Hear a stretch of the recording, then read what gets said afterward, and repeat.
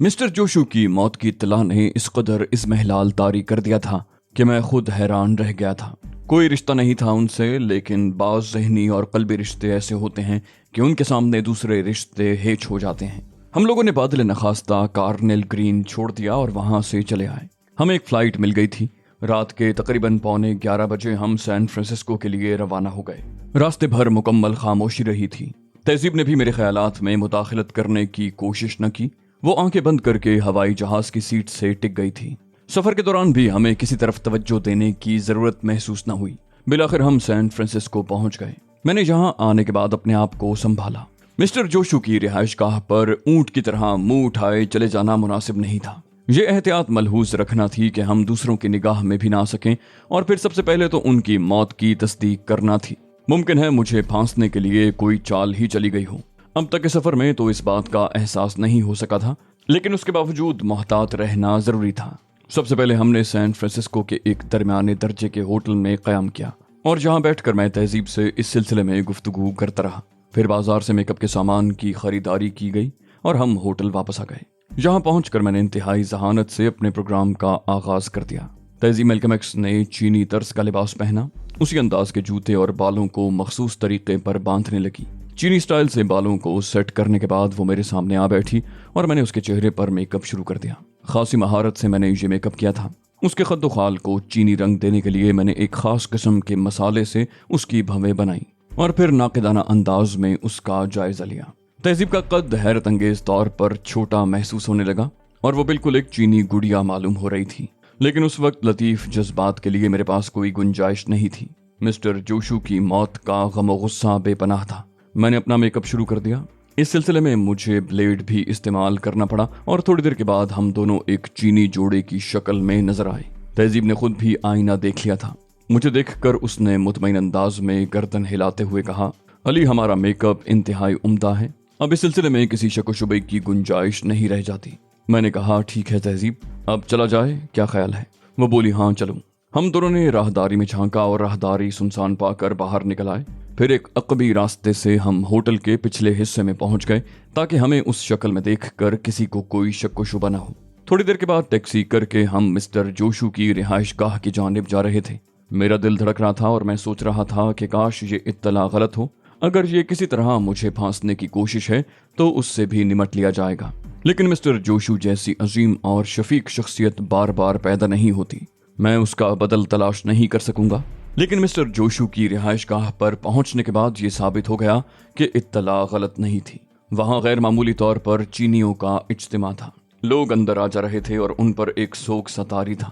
اس کے علاوہ عمارت کے سامنے کے حصے میں ایک خصوصی نشان لٹکا دیا گیا تھا جو موت کا نشان ہوتا ہے۔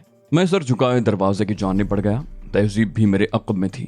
مین گیٹ سے اندر داخل ہوتے ہی مجھے دفتن ایک عجیب سا احساس ہوا۔ ایک پیلی سی روشنی ہمارے جسموں پر پڑی، خاصی تیز اور بدنما روشنی تھی۔ اس کے بعد وہ معدوم ہو گئی۔ میری نگاہیں بے اختیار اوپر کی سمت اٹھ گئی تھیں، لیکن کوئی اندازہ نہ ہو سکا۔ پھر دفتن ہی تہذیب نے میرا بازو پکڑ لیا اور مجھے پھرتی سے گھسیٹ کر ایک ستون کی آڑ میں ہو گئی۔ اس کی آنکھوں میں عجیب سے تاثرات تھے۔ میں نے چونک کر اس کی اس حرکت کو دیکھا اور سرسراتے ہوئے لہجے میں کہا، کیا بات ہے تہذیب؟ وہ بولی، علی، ابھی تم نے ایک عجیب سی بات محسوس کی تھی؟ میں نے کہا، ہاں۔ وہ بولی، اور شاید تم نے اوپر گردن اٹھا کر بھی دیکھا تھا کہ یہ پیلی روشنی کہاں سے آئی ہے؟ میں نے کہا، ہاں، لیکن مجھے ایسی کوئی جگہ نظر نہیں آئی۔ حیرت تو اس بات پر ہوئی کہ اگر یہاں کوئی ایسی روشنی موجود ہے تو پھر ایک دم معدوم کیسے ہو گئی؟ تہذیب نے سنسنی خیز لہجے میں کہا، ایک بات بتاؤں، اس روشنی کا جائزہ لینا ضروری ہے۔ یہ دیکھنا ہے کہ اگر کوئی اور یہاں آتا ہے تو یہ روشنی اس پر پڑتی ہے یا نہیں۔ میں نے کہا، مطلب؟ وہ بولی، میرے ذہن میں اس روشنی کا راز موجود ہے۔ اگر میرا اندازہ غلط نہیں ہے تو یہ روشنی… اسی وقت دو چینی نوجوان اندر داخل ہوئے اور دونوں پیلی روشنی میں نہا گئے۔ اس بار ہم نے اس پیلی روشنی کو دیکھ لیا۔ مسٹر جوشو کی رہائش گاہ کے عین سامنے والی عمارت میں ایک کھڑکی سے یہ روشنی چمکی تھی اور اس کے بعد معدوم ہو گئی تھی۔ تہذیب خاموشی سے گہرے گہرے سانس لینے لگی۔ میں متعجبانہ انداز میں کبھی اس طرف دیکھ رہا تھا اور کبھی تہذیب کی طرف۔ تہذیب نے سرسراتے لہجے میں کہا، یہ روشنی ایک مخصوص قسم کے کیمرے کی ہے۔ میرے ذہن میں کوئی ایسی چیز کھٹک رہی ہے جو ایک لمحے تک مجھے یاد نہیں آئی تھی۔ وہ روشنی میک اپ کو توڑ کر اصل تصاویر لیتی ہے۔ دراصل اس قسم کا ایک کیمرہ ایک زمانے میں مجھے دیا گیا تھا، گرین پول کی طرف سے۔ کچھ ایسے لوگوں کے فوٹوگراف لینے تھے जिनके बारे में शुबा था कि वो मेकअप में है। ये पीली रोशनी इसकी निशानदही करती है, खास किस्म की शुआएं जो हर तरह के मेकअप को तोड़कर असल चेहरे की तस्वीर लेती हैं। ये कैमरा डॉक्टर फिलिप की इजाद था और ग्रीन पोल के पास ऐसे 7 कैमरा सेट मौजूद थे।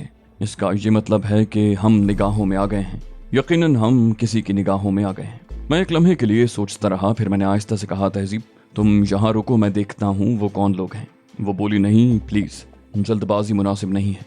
मैंने कहा, क्या औरतों की तरह मुझे रोकने की कोशिश कर रही हो तहजीब? वैसे मुझे एक बात पर ताज्जुब है, उस दरवाजे से आने वालों की तादाद कम तो नहीं है, लेकिन तमाम लोग रोशनी का शिकार नहीं हो रहे। तहजीब ने कहा, अली मेरे ख्याल में वो लोग हर नए दाखिल होने वाले की तस्वीर हासिल कर रहे हैं। मैंने कहा, ठीक है, मुझे इल्म है कि मिस्टर जोशू की रिहाइश गाह का एक बगली रास्ता भी है जो एक पतली सी गली में निकलता है। मैं उस गली से होकर उस इमारत में जाता हूँ। तहजीब बुरी तरह उलझ गई। मैं तुम्हें किसी बात से मना नहीं कर सकती, लेकिन मेरे ख्याल में ये जल्दबाजी है। अगर तुम ऐसे किसी आदमी को पकड़ भी लेते हो तो फौरी तौर पर उसका क्या कर सकते हो? हमारे लिए तो पहले ही काफी मुश्किलात हैं, कोई सही अंदाजा भी नहीं है हमें। अभी तहजीब इतना ही कह पाई थी कि मुझे एक शिनासा चेहरा नजर आया। ये चीनी नौजवान लियाशा था। लियाशा मिस्टर जोशू का बहुत करीबी आदमी था। मैंने उसे इशारे से करीब बुलाया तो वो मेरे नजदीक पहुंच गया। उसकी आंखों में अफसुर्दगी की झलकियां थीं। मैंने कहा, लियाशा मैं कौन हूँ ये तुम बाद में मालूम कर लेना, पहले मुझे ये बताओ कि क्या मिस्टर जोशू वाकई कत्ल हो चुके हैं? चीनी जबान की बजाय मुझे अंग्रेजी बोलते देख कर लियाशा बुरी तरह चौंका तो मैंने जल्दी से कहा, मैं मेकअप में हूँ और चीनी नहीं हूँ। अगर तुम्हें मेरा नाम याद है तो जान लो कि मैं अली यार खान हूँ। मेरे अल्फाज पर लियाशा के चेहरे पर नुमाया तब्दीली नमूदार हुई। उसने मुतजस्सिस निगाहों से मुझे देखा और बढ़कर मेरे बाजुओं पर हाथ रख दिए। फिर उसने टूटी फूटी अंग्रेजी में कहा, हाँ, मिस्टर जोशू को कत्ल कर दिया गया है। मैंने कहा, तो फिर सुनो लियाशा, बाकी तफसीली गुफ्तगू बाद में होगी। सदर दरवाजे के सामने सड़क के उस तरफ एक इमारत है, क्या तुम उसके बारे में कुछ जानते हो? लियाशा ने जवाब दिया, हाँ, वो एक हॉस्टल है। मैंने कहा, उसकी दूसरी मंजिल के सामने वाले कमरे पर नजर डालो। जब भी कोई नया आदमी सदर दरवाजे से दाखिल होता है, एक पीली सी रोशनी उस पर पड़ती है और ये रोशनी उसी इमारत के एक कमरे की खिड़की से पड़ती है। ये एक ऐसे कैमरे की रोशनी है जिसकी शुआएं मेकअप से गुजरकर इंसान की असल शक्ल तलाश कर लेती हैं। जो लोग यहाँ दाखिल होने वालों की तस्वीर ले रहे हैं उनका ताल्लुक 100% मिस्टर जोशू के कातिलों से है। अगर तुम इस वक्त उन पर काबू पा सकोगे तो मिस्टर जोशू के कातिलों का सुराग मिल जाएगा। लियाशा के चेहरे पर एकदम से तब्दीलियां रूनुमा हुई। उसके दांत बाहर निकल आए। वो इंतहाई गैज़ व गज़ब का शिकार हो गया। वो वापस पलटा तो मैंने उसके बाजू पर हाथ रखते हुए कहा, लेकिन तन्हा नहीं लियाशा, पूरी तरह जायजा लेने के बाद तुम ये कार्रवाई करो। इसके लिए सब्र, सुकून और होशियारी की जरूरत है। उसने एक निगाह मेरी तरफ डाली और फिर बरकरफ्तारी से आगे बढ़ गया। तहजीब मेरी इस कार्रवाई से मुतमईन नजर आ रही थी। उसने आहिस्ता से कहा, ये बेहतर हुआ। कम से कम इस तरह अगर कुछ लोग हमारे हाथ लग जाते हैं तो हम जोशू की रिहाइशगाह पर उनकी जबान खुलवा सकते हैं। अपने तौर पर तो शायद हमारे पास कोई जरिया भी नहीं था। मैं एक ठंडी सांस लेकर खामोश हो गया। उस वक्त जहन शदीद इंतशार का शिकार था और कोई फैसला नहीं कर पा रहा था कि मुझे क्या करना चाहिए। लियाशा शायद अपनी मुहिम पर रवाना हो गया था। दिल चाह रहा था कि उसकी मदद भी करूं, लेकिन जहां आने के फौरन बाद इस कार्रवाई में मसरूफ हो जाना भी अजीब सी बात थी। चुनाचे ठंडी सांस लेकर मैं अंदर की तरफ चल पड़ा। जोशू की रिहाइशगाह पर बहुत से लोग मेरे शिनासा थे, मेरे और जोशू के ताल्लुकात के बारे में अच्छी तरह जानते थे। एक और चीनी नौजवान से मिलकर मैंने उससे अपना तारुफ कराया और वो आंखें फाड़ कर रह गया। मैंने कहा, मैं मेकअप में हूँ और एक खास वजह से मुझे ये मेकअप करके यहाँ आना पड़ा है। मिस्टर जोशू की लाश कहाँ है? उसने गमनाक निगाहों से एक तरफ इशारा किया और फिर मेरे साथ ही आगे बढ़कर उस कमरे में पहुंच गया जहां मिस्टर जोशू की लाश रखी हुई थी। बहुत से चीनी गर्दन खम किए खड़े थे। मैंने लाश को देखा। ये उस अजीम इंसान की लाश थी जिसने कुछ न होते हुए भी मेरे लिए बहुत कुछ किया। उसकी आंखों के खाली हल्के और हाथों की कटी हुई उंगलियां मेरे सामने थी और मेरे बदन में चिंगारियां भरती जा रही थी। मेरी आंखों से आंसू रवां हो गए। शायद जिंदगी में चंद ही बार ऐसा हुआ था कि मैं रोया और उस वक्त ये आंसू मिस्टर जोशू के लिए निकल आए थे। देर तक मैं खामोश खड़ा रहा। दफतन 2 खौफनाक धमाके सुनाई दिए और मैं बुरी तरह उछल पड़ा। ये यकीनन लियाशा की कार्रवाई थी। अंदर मौजूद तमाम लोग चौंक पड़े क्योंकि धमाकों से उस इमारत के दरवाजे और खिड़कियां भी हिल गए थे। खिड़कियों के शीशे टूटने के छन्नाके दूर दूर तक सुने गए। बहुत से लोग घबरा कर बाहर निकल गए। मैंने तहजीब की तरफ देखा और खामोशी से वहीं खड़ा रहा। चंद चीनी नौजवानों ने मुताज्जिबाना अंदाज में मुझे देखा क्योंकि मैं उन धमाकों से मुतासिर नहीं मालूम होता था। पता नहीं लियाशा की कार्रवाई का क्या नतीजा निकला। बाहर गोलियां चलने की आवाजें भी सुनाई दे रही थीं। यकीनन लियाशा के आदमियों ने हॉस्टल में छुपे हुए लोगों को घेर लिया था। चंद लम्हे मैं उसी तरह खड़ा रहा। फिर मैंने तहजीब से कहा, तहजीब मैं बाहर देखता हूँ, तुम यहीं रुको। मैं बाहर निकल आया। सदर दरवाजे से बाहर निकला तो सख्त अफरा तफरी नजर आई। धुएं के बादल फजा में बुलंद हो रहे थे और ये बादल जमीन ही से उठ रहे थे। गोलियां चलना बंद हो गई थीं, लेकिन सड़क पर भगदड़ मची हुई थी। चारों तरफ से चीखो पुकार की आवाजें बुलंद हो रही थी। फौरी तौर पर अंदाजा न हो सका कि सूरत हाल क्या है। ये धमाके यकीनन बमों के धमाके थे। पता नहीं ये बम किसने इस्तेमाल किए थे। उस हंगामे में शामिल होना तो हिमाकत ही थी। मैं खामोशी से दूसरे लोगों के साथ खड़ा सूरत हाल का जायजा लेता रहा। कुछ देर के बाद लियाशा अंदर दाखिल होता दिखाई दिया। उसके बाजू से खून बह रहा था। चंद और चीनी नौजवान भी साथ थे, जिनमें से एक दो जख्मी नजर आ रहे थे। लियाशा अंदर आ गया। उसके हाथ में हल्की स्टेन गन दबी हुई थी। अंदर आने के बाद उसने स्टेन गन एक और आदमी के हवाले की और कुछ और आगे बढ़ा। मैं तेजी से चलता हुआ उसके करीब आ गया। चीनी नौजवान अपनी जबान में एक दूसरे से सूरत हाल दरियाफ्त कर रहे थे। मैंने लियाशा को रोका तो वो मेरी तरफ देखने लगा। उसने कहा, बदकिस्मती से वो निकल गए। मैंने हमदर्दी से कहा, आओ, फौरी तौर पर तुम्हारी बैंडेज का बंदोबस्त होना चाहिए। लियाशा एक समत इशारा करते हुए बोला, वहां फर्स्ट एड बॉक्स मौजूद है। मामूली सा जख्म है, गोली बाजू को छूती हुई गुजर गई है। बराह करम मेरी मदद करें। मैं तेजी से उसके साथ उस हिस्से में पहुंच गया और भी चंद लोग उसके साथ साथ ही अंदर आ गए थे। फर्स्ट एड बॉक्स से सामान निकालने के बाद लियाशा के जख्म पर मरहम रखा गया और उसके बाद पट्टी कसती गई। लोग खामोश थे। जब लियाशा ने अपने जख्म की बैंडेज से फारिग होकर उनकी तरफ देखा तो एक चीनी नौजवान ने आगे बढ़कर पूछा, क्या हुआ था लियाशा? कौन थे वो लोग? क्या हंगामा था? लियाशा खामोश ही रहा। उसके जबड़े भिंचे हुए थे और आंखों में खून की सुर्खी नजर आ रही थी। वो बोला, बराह करम इस सिलसिले में अभी कोई तफसील न पूछी जाए, बाद में बताऊंगा, आप लोग आराम करें। मैं खुद भी उठा तो लियाशा ने मुझे रुकने का इशारा किया। जब तमाम लोग निकल गए तो वो कहने लगा, आपका ख्याल दुरुस्त था। हॉस्टल के उस कमरे में 3 अफराद मौजूद थे। वो खिड़कियों पर ही मसरूफ थे और वहां से इस तरफ होने वाली कार्रवाई का जायजा ले रहे थे। एक छोटी सी फोल्डिंग मेज पर एक बड़ा सा कैमरा रखा हुआ था। उसके ऊपर एक मखसूस किस्म की लाइट लगी हुई थी जिसके तार कैमरे से मुंसलिक थे। बदकिस्मती से हम दूसरे लोगों का अंदाजा नहीं लगा सके जो बाहर राहदारी में मौजूद थे। चुनाचे हम जैसे ही अंदर दाखिल हुए, उन्होंने हम 5 आदमियों पर गोलियों की बौछार कर दी। उसके साथ ही वो तीनों आदमी जो अंदर मौजूद थे होशियार हो गए और हम 2 तरफ से मुसीबत का शिकार हो गए। इस अफरा तफरी की वजह से हमें मजबूरन बाहर निकलना पड़ा ताकि अपना दिफा कर सकें। वहीं मेरे बाजू पर गोली लगी, लेकिन उसके बाद मैंने सूरत हाल संभाल ली। मैं इंतहाई अफसोस के साथ कहता हूं कि मैं वो कैमरा नहीं हासिल कर सका जिसे उन्होंने एक झटके से तमाम तारों समेत अलहदा कर लिया और उसके बाद वो खिड़कियों से निकल कर फरार हो गए। हमने उन पर गोलियों की बारिश की जिससे उनके 2 आदमी जख्मी हो गए, लेकिन उनकी तादाद काफ़ी मालूम होती थी। वो उन दोनों जख्मियों को भी उठा कर ले गए। मैंने नीचे तक उनका ताक़ुब किया तो उन्होंने बमों के धमाके करके हमें रोक दिया और वो सब धुएं का फ़ायदा उठाकर वहाँ से फरार हो गए। हम सड़कों पर गोलियां नहीं चला सकते थे क्योंकि इस तरह दूसरे लोगों के मुतासिर होने का खतरा था। मैं खामोशी से लियाशा की शक्ल देखता रहा। फिर मैंने कहा, ठीक है लियाशा। इस वक्त वो निकल गए, लेकिन इत्मीनान रखो, मिस्टर जोशू के कातिल बचकर नहीं जा सकेंगे, ये मेरा वादा है। कुछ और लोग दरवाज़ा खोल कर अंदर दाखिल हो गए। उनमें तहजीब भी शामिल थी। वो लोग लियाशा से सूरत हाल मालूम करने लगे तो लियाशा ने उन्हें पूरी तफसील बता दी। मेरे लिए अब ये चीनी मेकअप बरकरार रखना ज़रूरी नहीं था। चुनांचे मैंने अपना मेकअप उतार दिया और तहजीब को भी इशारा कर दिया। इस तरह कम से कम हमारे बारे में लोगों का तजस्सुस खत्म हो गया था। वो लोग मुझसे खुलकर गुफ्तगू करते रहे।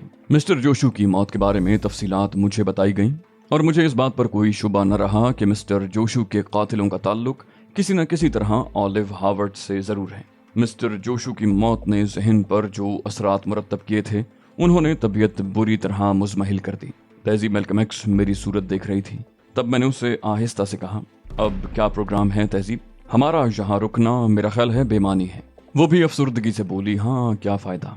मैंने लियाशा को मुखातिब करके कहा, ठीक है तो फिर हम चलते हैं, अपने होटल पहुंचकर मंसूबाबंदी करेंगे। मिस्टर जोशू की आखिरी रसूमात कब अदा की जाएंगी? वो बोला, इस सिलसिले में अभी कोई फैसला नहीं हो सका जनाब, मुतल्लिका लोगों से मशवरे किए जा रहे हैं, जैसे भी तय पाया। मैंने कहा, ठीक है तो हमें इजाज़त दो। वो बोला, मिस्टर अली आप अपना पता बता दें। मकसद ये है कि मिस्टर जोशू की आखिरी रसूमात के लिए आपको इत्तला देना हो तो कहाँ दी जाए। मैंने कहा, मैं खुद तुमसे मुलाकात कर लूँगा। البتہ ان نامساعد حالات میں تمہیں ایک تکلیف ضرور دینا چاہتا ہوں، اگر تمہارے لیے ممکن ہو تو۔ لیاشا نے مستعدی سے کہا، جی فرمائیے۔ میں نے کہا، یہاں ہم چینیوں کے میک اپ میں داخل ہوئے تھے، ہمارے جسموں کے لباس ہماری موجودہ شکلوں سے میل نہیں کھاتے۔ اگر اسی چینی میک اپ میں یہاں سے نکلنے کی کوشش کریں تو دقتیں پیش آئیں گی۔ کیا یہ ممکن ہے کہ تم ہمیں… وہ بولا، ہاں آپ کے لیے جدید امریکی لباس مل جائیں گے، میں ابھی لاتا ہوں۔ میں نے لیاشا سے کہا، وہ لباس ہم پر قرض ہوں گے، ہم تمہیں واپس کر دیں گے۔ لیاشا گردن خم کر کے وہاں سے چلا گیا۔ تھوڑی دیر کے بعد آیا تو اس کے پاس 2 لباس موجود تھے۔ تہذیب ایک ملحقہ باتھ روم میں چلی گئی اور جب وہ لباس پہن کر نکلی تو میں بھی اس سادہ سے معمولی سے لباس میں آ گیا جو لیاشا نے مجھے فراہم کیا تھا۔ اس کے ساتھ ہی لیاشا نے ایک چپٹی سی بوتل میرے حوالے کرتے ہوئے کہا، مسٹر جوشو کا مخصوص میک اپ لوشن، مجھے علم ہے انہوں نے آپ کو اس سے روشناس کروایا تھا۔ ایک بار پھر میری آنکھیں آنسوؤں سے لبریز ہو گئیں۔ یہ حقیقت تھی کہ مسٹر جوشو کے فراہم کردہ اس سیال نے ابتدا میں مجھے بڑی مصیبتوں سے نکالا تھا اور اس وقت بھی یہ میرے لیے خاصی اہمیت کا حامل تھا۔ چنانچہ ہم نے مزید کچھ وقت وہاں صرف کیا، اپنے چہروں پر تبدیلیاں کیں اور اس کے بعد شیشی بڑی احتیاط سے اپنے لباس میں رکھ کر ہم بغلی دروازے کی سمت بڑھ گئے۔ سامنے کی سمت سے نکلنے کا مقصد تھا کہ ایک بار پھر مصیبت مول لی جائے۔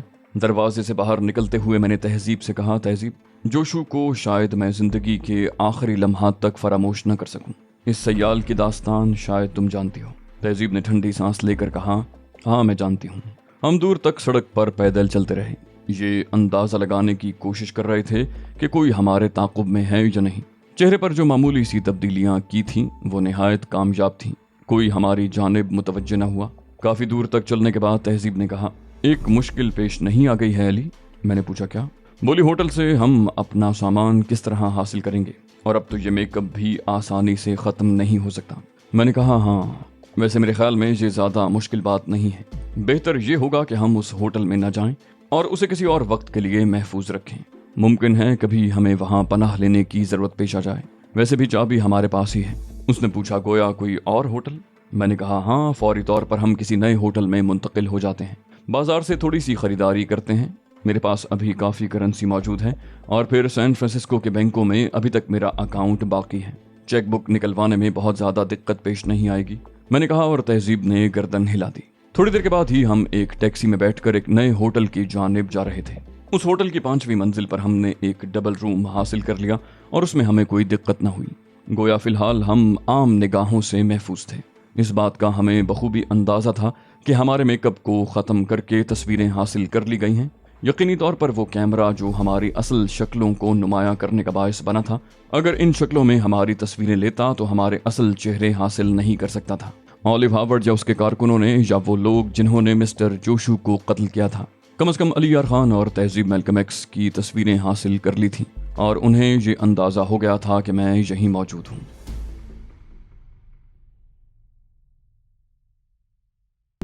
تو دوستو، یہ تھی ہماری آج کی ایپیسوڈ۔ امید کرتے ہیں آپ کو ہماری کہانی پسند آئی ہوگی۔ جانے سے پہلے اس ویڈیو کو لائک کیجئے اور شیئر کرنا مت بھولیے۔